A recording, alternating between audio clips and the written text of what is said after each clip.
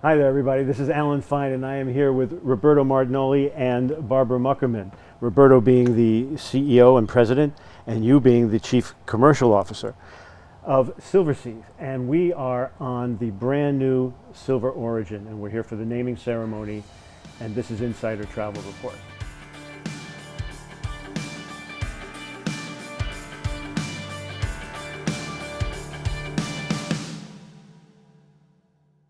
Guys, thank you. It's so good to see you. Great to see you, Alan. Great to see you. Great to be on this ship. My first question, I wouldn't mind you just quickly talking about what this naming ceremony meant to you.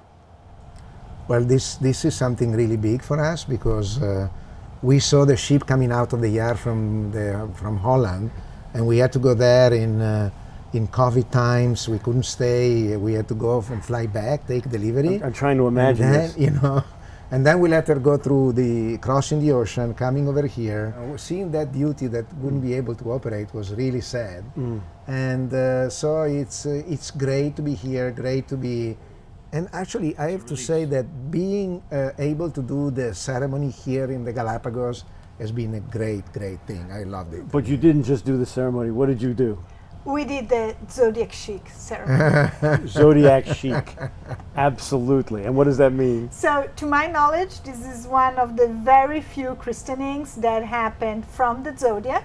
I understand the operation team tried the breaking of the bottle with about 2 cases of champagne. That's what they told you. Yeah. It probably worked the first time, and the rest was gug, gug, gug. Probably. Maybe, but also because we are in a national park, so we couldn't leave a piece of glass entering the water. And as Roberto says, this was an incredible special day for all of us. Right. What was for us, it was amazing. It was. The sun was setting in the background. It was picture perfect. It was. Thank you. What makes this ship different than any other ship in the Galapagos? Well, we like to say that this is the most elegant ship to ever sail the Galapagos, and she's destination built. So this ship wouldn't be as perfect in any other destination. Galapagos has a very particular climate. As you know, the Humboldt Current is coming from Antarctica, penguins and seals. So it can get cold in certain specific areas. And so, for example, the last deck is done to open or close depending from the weather.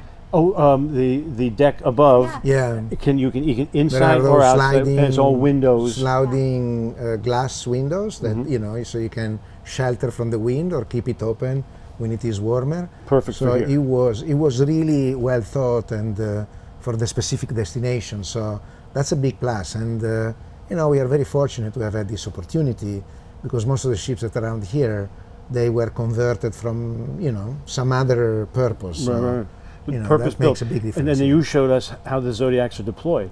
Tell us about that. The deployment of Zodiacs also works pretty well. I mean, we have this, big. Well, normally it's on top behind. Yes, normally it's on top, and this one has some ships do have this arrangement, which is like a sort of a garage inside the ship, where leave the Zodiac and put it down there. So, it's a very efficient way of operating. We have both. This is great. You can deploy quickly. You can deploy quickly because you are low on the water. You don't have to bother about going too much high. And so if there is wind, it's easier. And also, transferring the Zodiac operators onto the boat is a lot easier and quicker. I would also think you could do repairs because it's inside. Of course. It's inside, it's sheltered, so you don't have the UV hitting the Zodiac all the time, and you can do repairs and last everything. longer. Yes. What other things make this a different, special ship for the Galapagos? Okay, the other interesting particular of that ship is the propulsion system. Oh, right. We have 2 pods that have counter-rotating propeller on either one, and they also act as rudders. And the ship has dynamic positioning, so we don't have to anchor. We can stay on engines, and it's very efficient. I was there observing the operation, so the ship stands still with those pods rotating and doing anything they need to do, and the bow thruster and the stern thruster. Now, one would say that takes up a lot of fuel, but talk about your fuel. Not at all. Actually, this ship is much bigger than the Silver Galapagos in terms of volume, and that ship is burning 15% less fuel in absolute terms. Then which? The Silver Galapagos, that was the ship that we had previously here. Right. Much smaller in volume. Right. But I mean, And this is less. Overall consumption, absolute consumption, 15% less, with a very sophisticated system, very efficient. And of course, I mean, needless to say that not to drop the anchor in these places where you want to preserve the bottom of the sea, you don't drag the bottom with anchors all the time. So it's a great thing, it's very efficient. The diesel generators are tier 3, which is state of the art from an environmental perspective. So I mean, in a small ship like this, to find all of those features is really, really incredible. Anything else from the sustainability side? Well, water treatment system, they are incredible as well. They are state of the art. I mean, you know, almost producing, I would say, close to drinking water. I mean, the effluent. I mean, you know, so it's really the, you know, a very minimal impact that is coming from that ship. Yeah. Now, on the product side, though, there are still more differences. Yes. So all suites, all Butler is the only ship in the Galapagos to have that. Mm-hmm. We actually have water purification systems in every suite, Right. so that we don't use plastic, because you get a bottle at the beginning of the trip and you keep it. I also think that something that's very special is our approach to the destination. Silver Origin is all about a celebration of the Ecuadorian cuisine and food. And of course, the service is at Silversea standard, but with some of the best guides on the park. Well, and we're almost getting ahead of ourselves, but you have to talk about Salt originated. Tell us the story. Yeah. We had the original idea from Salt when we came to the Galapagos first. Sea and land taste. Yes, Yeah. Sea and Land Taste is our culinary program, which we launched on Silver Moon and is now going to be deployed on Silver Dawn. It's all about discovering the authentic food and cuisine of the destination. And actually, a lot of that concept came out from observing what we were already doing in the Galapagos, because here it's all about celebrating this Equatorian cuisine. Mm-hmm. And you will try this week amazing ceviches, all these incredible grains that they use to cook. And this is really about discovering the authentic beauty of the world, which is what Silversea is all about. Well, then let's just talk about the restaurants. What do you have here? So we have 2 restaurants, and they can both accommodate 100% of the guests. So if everybody decides to eat outside at the same time, everybody decides to eat inside at the same time, we can handle it. And I think that's pretty unique. So how many, 2 restaurants, how many bars? 2 bars. Okay. And we didn't go over. How many suites? How does it break down? So we have a total of 51 suites, 8 different categories, 6 upper suites from medallion to owner suite, and then 2 categories of veranda, 1 with balcony and 1 with the trademarked horizon balcony that, again, gives a different opportunity for everybody to enjoy these beautiful islands. All with walk-in closets. All with walk-in closet, Bathroom. all with butler, Yeah. all with the incredible Silversea service. Yeah, so if you want to go to the Galapagos with butlers, this is the only way to do it. Yeah. The public areas, in fact, all of it is what kind of luxury? It's whispered luxury, and we're so proud of Base Camp, the place where we're here. Right. We actually have the largest LED screen of the whole of Ecuador, the country, I mean, on the ship, and the guests are having a blast enjoying this incredible content. Well, you have proprietary software, and we Yes. saw how a leader can go up to it, pick a spot, and choose the films to show before we embark. Actually, the guests can do the same, so I hope you will enjoy playing with Base Camp this Done. week. Done. And we'll show you all how it works. It feels like COVID's in our rearview mirror, and yet you guys haven't let up. We were tested before we came here. We tested ourselves. Yeah. We tested when we got here. We're going to be tested throughout. Tell us what your protocols have evolved to, and where we're going from here, and when does Sure. it end? Well, I mean, you know, we made so many predictions about COVID and they were all wrong. So I'm not going to adventure in making predictions because it's going to be very difficult. You know. But obviously things have been improving dramatically in the last few weeks. So we see a very different environment. In between mid-December and mid-January, we've been hit very, very hard. We've been having a lot of cases. But on the other side, we've seen that our procedures are working very well, because we did a lot of we took a lot of preventative actions that are still in place now. We are waiting until the end of the month to relax it, because we see now a very different development. So we can certainly now think of going a little bit, like less extreme on that, although people were feeling very comfortable because they were feeling protected by the action that we've been taking. So we are just about to publish our new set of protocols that will be a little less stringent. You will still have to test, but we will be able also to allow testing that you need to use to travel to the destination instead of repeating another one. I mean, use of mask is going to be relaxed a little bit. And this is all along the lines of what the latest CDC rules that have been published, recently, suggest.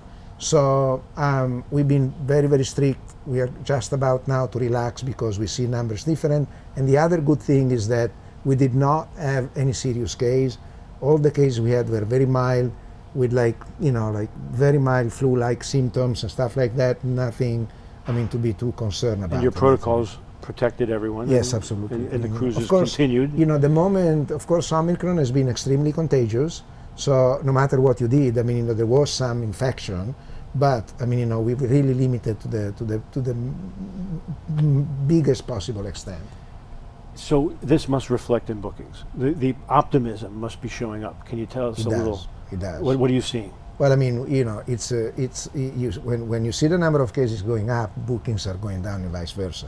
Yeah. There is a direct correlation. There is no question about it. Okay. So now that things are much better, most definitely we are in a much better booking environment. And it was, actually, we were doing pretty well between May and December, and then mid-December comes up to mid-January, it was really, pretty slow.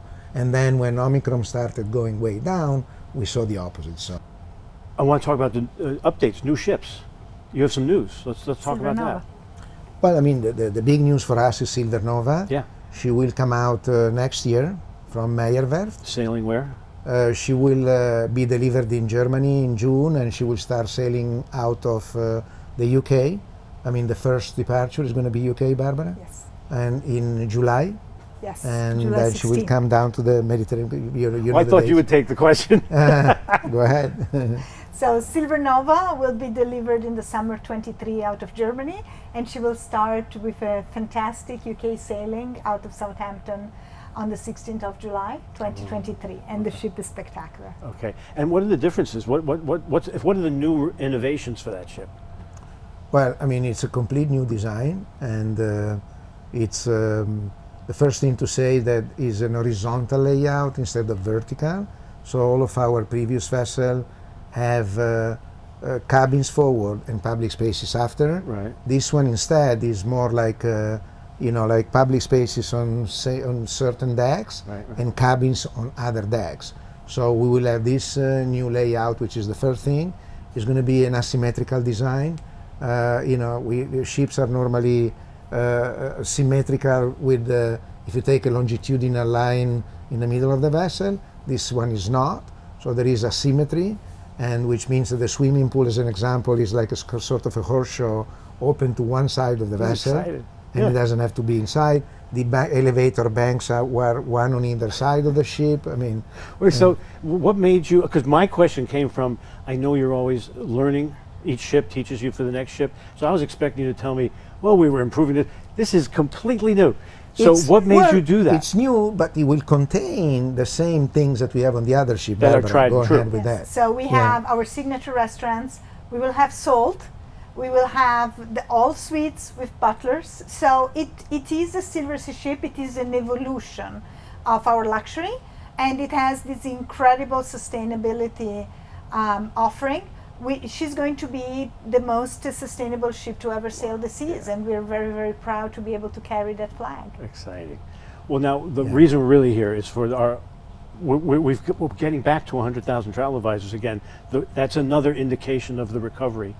What should they know? Let's get them to start to think Silversea. What do you want to tell them? So to our travel advisor partners, I would want to say, when you have a guest approaching you who has loved doing safaris in Africa, who loves to take land tours in India, ask him about taking a safari at sea. Because after having spent a week in this incredible destination, I have to say that if you book that guest on Silver Origin or on any of our Antarctic adventures, he's going to come back and come back. because this is really an incredible product. Thank you both for having us here and for talking with us. Always Thank a you. pleasure. Thank you Always a to pleasure, Insider Anna. Travel Report. Thank you very much. And this is Alan Fine from That Place.